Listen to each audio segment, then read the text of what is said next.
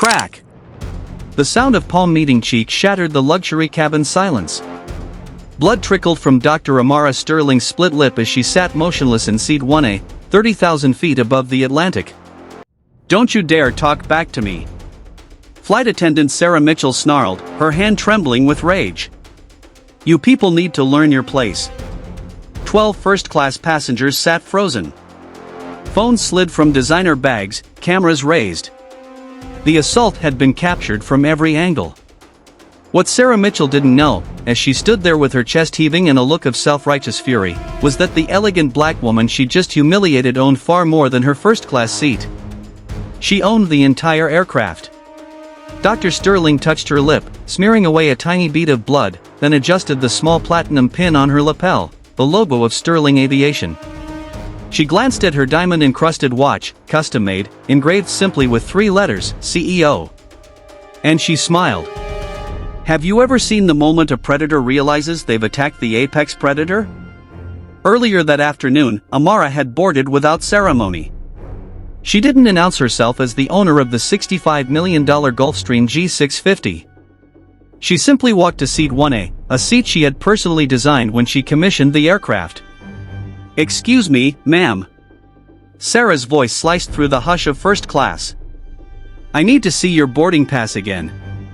Without looking up from her quarterly reports, which detailed Sterling Aviation's 23% revenue growth and record-breaking stock price, Amara handed over a sleek platinum pass. Sarah studied it like she was a detective uncovering a forgery. "This seat is reserved for our executive platinum members." "You understand that, right?" "I understand." "Do you?" "Because these seats cost $8,000 round trip. They're for business owners, company leaders, people who actually earn their way here." 2 seats back, an executive froze mid-sip of champagne. Across the aisle, a marketing director's magazine hung suspended in midair. A corporate lawyer began recording discreetly. "I'd like to see ID and a credit card that matches." Amara calmly handed over her license and her American Express Centurion, the kind issued to people who spend $250,000 annually. Sarah barely glanced at them. "Anyone can get these. I'm asking you to move to economy where you belong." "Where I belong?" Amara's voice was smooth silk. "I don't know how you scammed your way into that boarding pass, but I know your type. You people always try to cheat the system." The phrase detonated through the cabin. Conversations stopped. Even the hum of the engine seemed to pause. "These seats," Sarah continued, "are for people who contribute to society. Who create jobs. Not people who get handouts through affirmative action." Phones were out everywhere now. The scene was too explosive to ignore.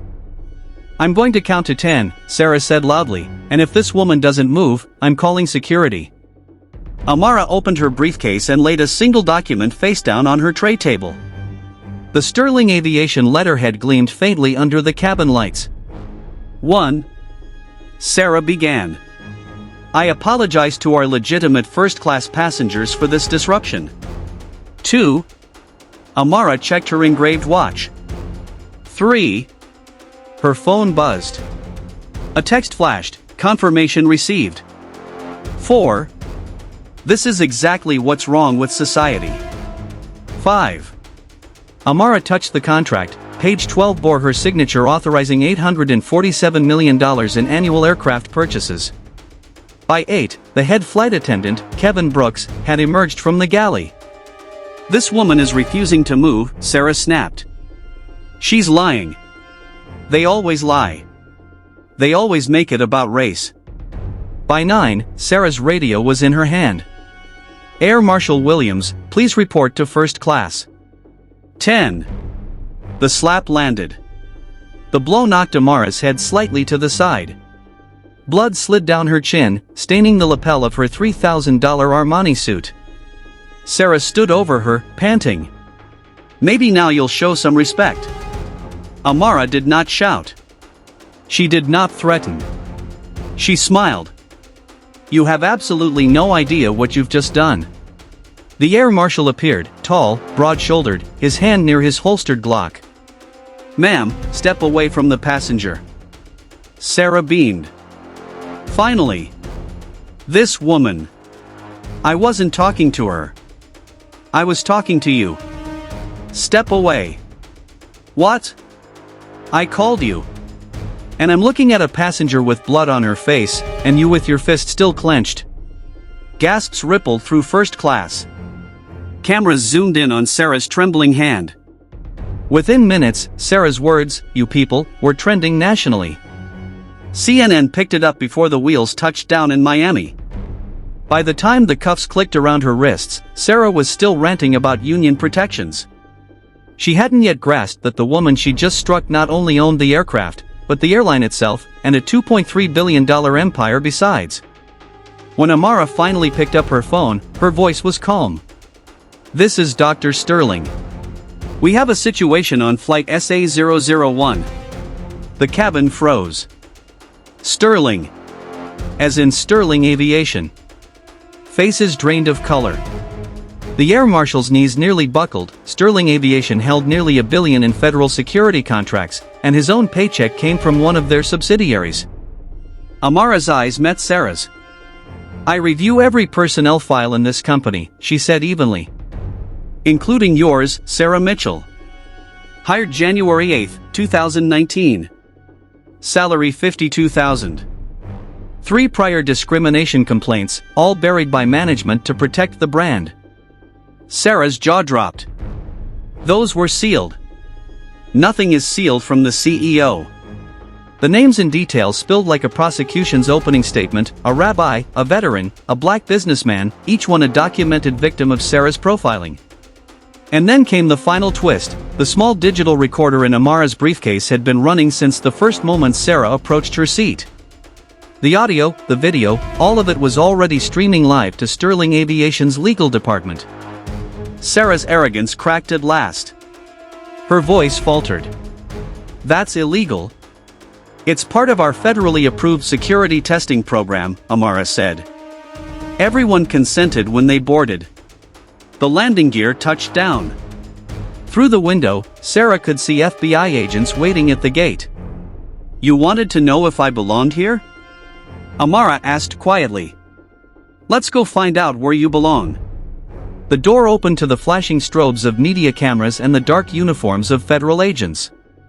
Within the hour, Sarah was in an interrogation room, confronted with her own words and the slow-motion replay of the slap. Federal hate crime charges.